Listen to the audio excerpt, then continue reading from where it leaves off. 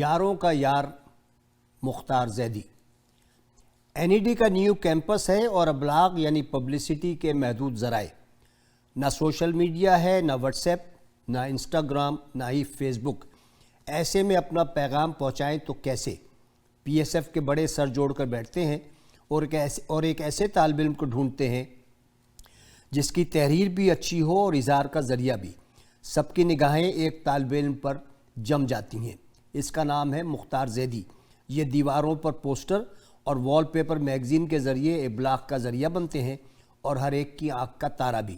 چونکہ مشہور شاعر میر ببر علی انیس کے پڑپوتے ہیں، لہٰذا اپنے اظہار کی موروثی خوبی کو خوش اسلوبی سے آگے بڑھاتے ہیں۔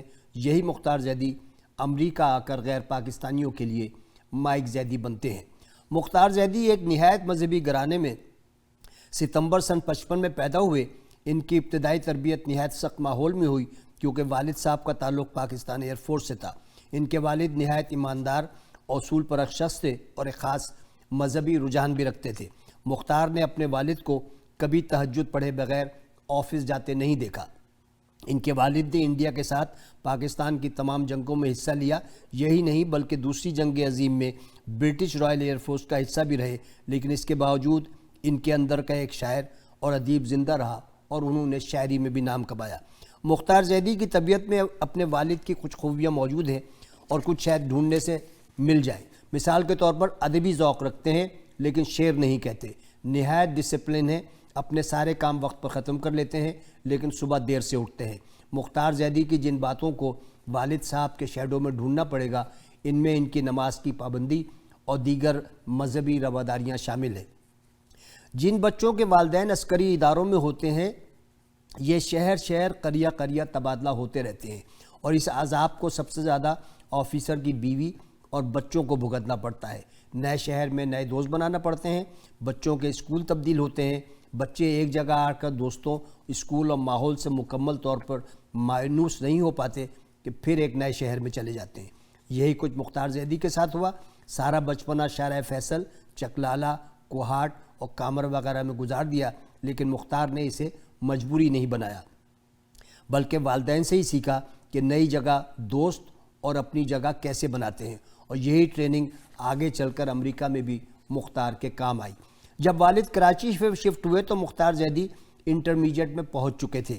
پہلے عائشہ بھوانی کالج، پھر ڈی جے سائنس اور آخر میں این ای ڈی آ گئے۔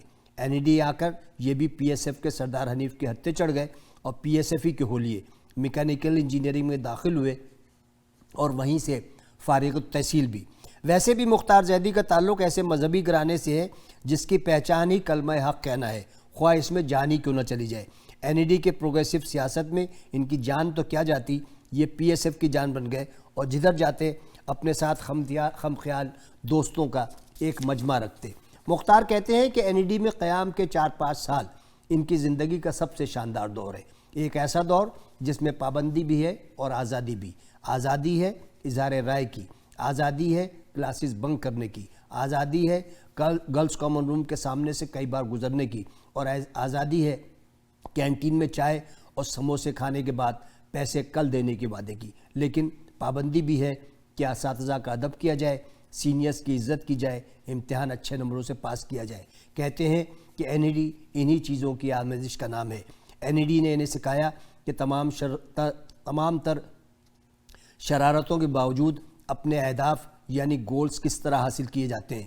جب اسی ٹریننگ کے ساتھ اسٹینفورڈ میں داخل ہوئے تو نئی ملک، نئی زبان اور نئی ثقافت کو اپنانے میں کچھ دیر نہ لگی، کیونکہ بچپن میں والد کے پیر در پیر تبادلوں سے نئے ماحول میں جگہ بنانا سیکھ چکے تھے اور اب اپنے ٹارگیٹ پر نظر رکھنا اور اچھے نمبروں سے پاس ہونا بھی انہوں نے این ای ڈی ہی سے سیکھا تھا۔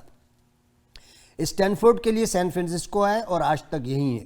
طبیعت میں بغاوت کے تمام تر جراثیم ہونے کے باوجود شادی ماں باپ کی پسند سے کی، نورین نامی خاتون سے شادی کی جو ان کے ایک فرمانبردار بیٹا ہونے کی نشانی ہے۔